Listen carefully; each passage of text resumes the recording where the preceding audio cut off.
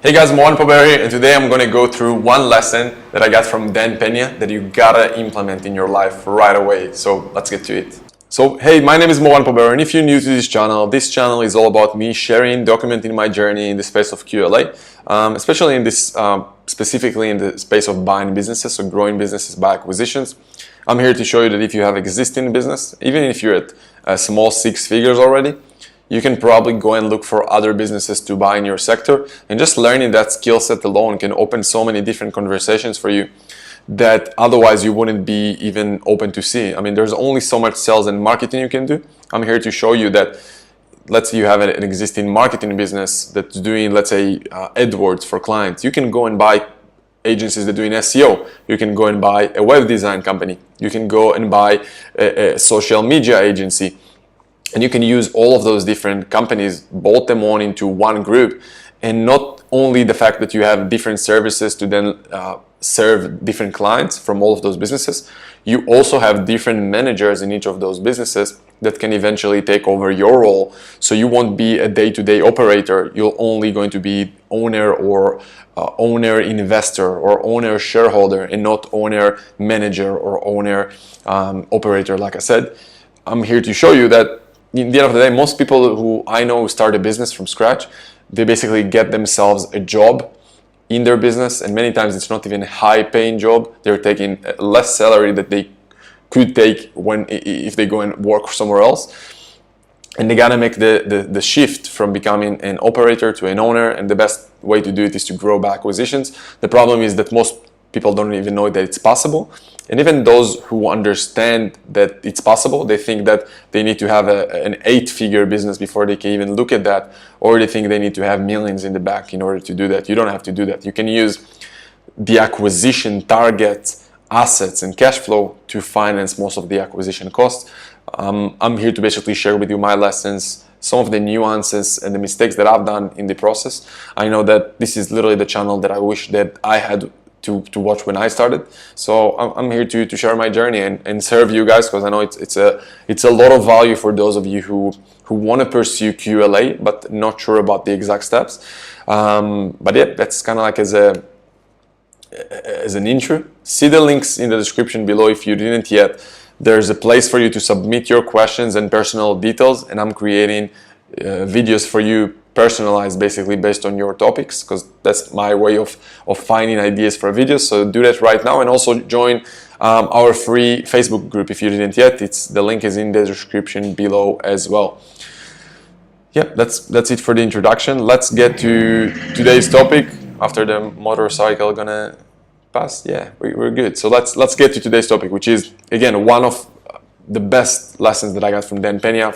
And again, all of those lessons, you can find them for free on his websites. Those are the same lessons you're going to get in the castle, in his videos, same lessons, but I'm here to dive deep into each of those lessons just a little bit from, again, a perspective of someone who's buying businesses.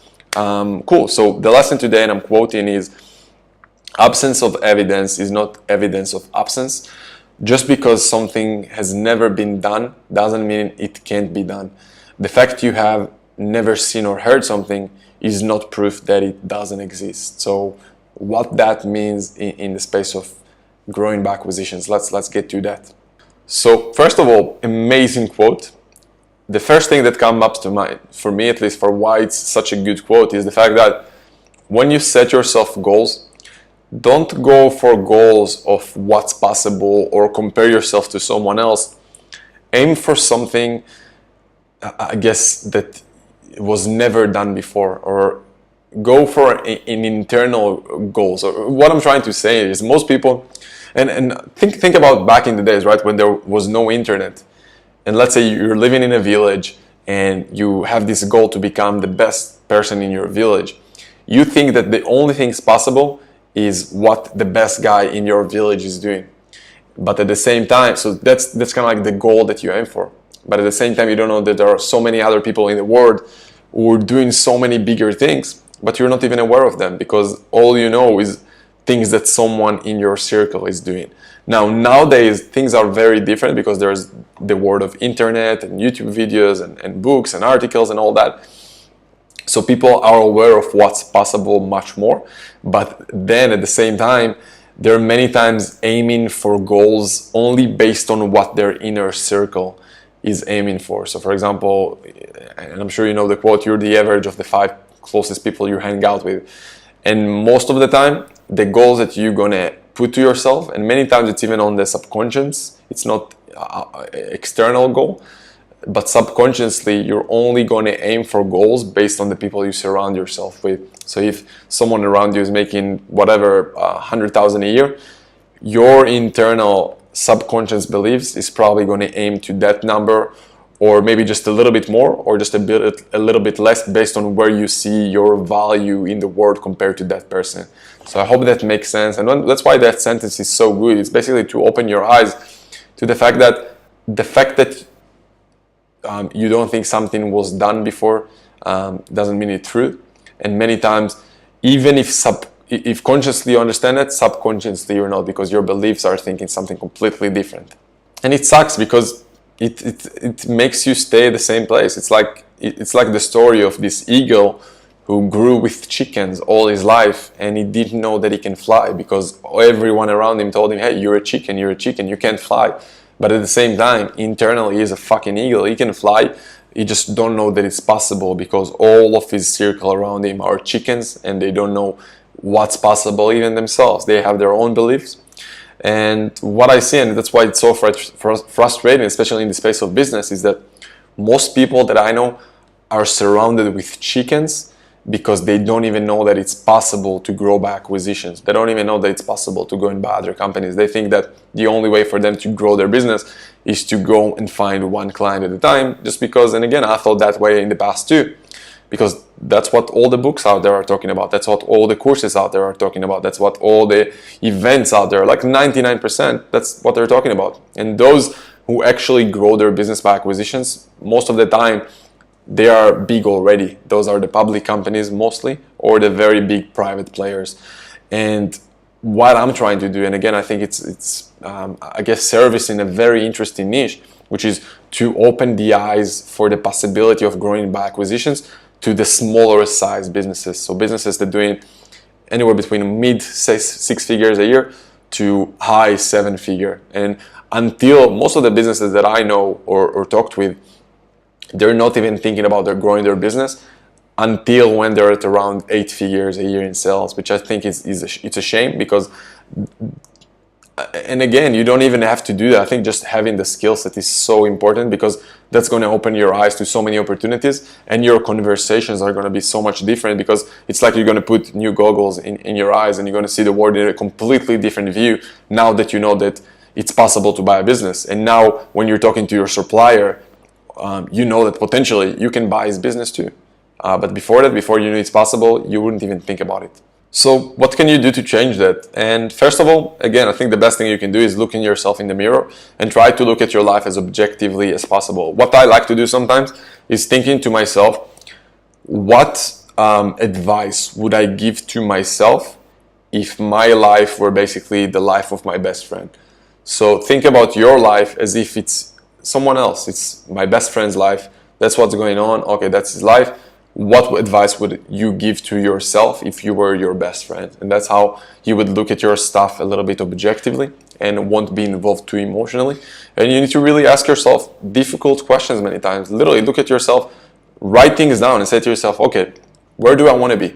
Where did I see myself at my age? I don't know if you're in your 20s or 30s or 40s or 50s, and I have people in their 60s who talk to me, but really think to yourself, okay, this is where I'm right now. Write down where I am right now. How much money am I making? How much in revenues? How much in profit? Is that after taxes, before taxes? How much money do I take home? How much money did I take home? Did I take any money from my business? Were I able to build any assets from the money that I took from the business? Or I always had to invest money back, so I didn't really build any wealth. I just run, basically I have the ups and downs of the business all the time. Sometimes I have money, sometimes I don't. Really look at yourself and ask yourself, is this where I thought I'll be at my age? Or ask yourself, is this the amount of money I saw myself making? Or at least, am I making more now than I did 6 months ago or 1 year ago? And if yes, how much more? And if how much more, was that the goal that I aimed for? And if you're not achieving those results. And again, look at results. Don't listen to your feelings, if that makes sense. Be really objective and logical about your results, because if you're going to be emotional about, yeah, I feel good, I think I did my best, that's not enough, guys. You need to really be objective, like literally, like in the army. Again, I told you I've been in the army for a few years, and it's being really objective and logic about things and understanding, okay, this is what we need to do, or this is what we needed to do. Here's why we achieved it, here's or not, and here are the lessons. What can we do? What can we do to improve? And the biggest thing you can do to yourself, especially, and I'm sure you feel that way, you feel that you're the eagle many times surrounded by chickens, as bad as it sounds, but unless you're going to change your environment and be around people who do the things you want to do, it's going to be really hard to change that. So if you want me and my team to help you change that, and I'm definitely, I don't know if I can personally help you, because I need to understand what your business is, but if you have an existing at least 6-figure business and you want to explore the option of growing it by acquisition, me and my team can definitely find out if we can help you. And if we can help you, awesome, we'll find out the truth. We'll find out if we can actually help you or not. Maybe we need to direct you to someone else or some other path. But if yes, we are definitely able to help you grow by acquisitions, because that's what we're doing. Me and my team combined did more than 300 deals, so we can help you 100%. And if you want to check more about that, and you want to surround yourself with eagles, because we are 100% the eagles of this industry, helping businesses grow by acquisitions. If you want our help, go to moanpaber.com/talk. See the details there. Otherwise, see the links in the description below. If you're not ready yet, or you're not at that stage, you don't have a business yet, see the links in the description below. One of them is for our free group, and one of them is for you submitting your topics and ideas for a video. So I'll have something to talk about in the next video. Yeah, that's it for today. I hope you enjoyed it, and I see you soon. Comment below, let me know what you think. I'll see you soon. Thank you.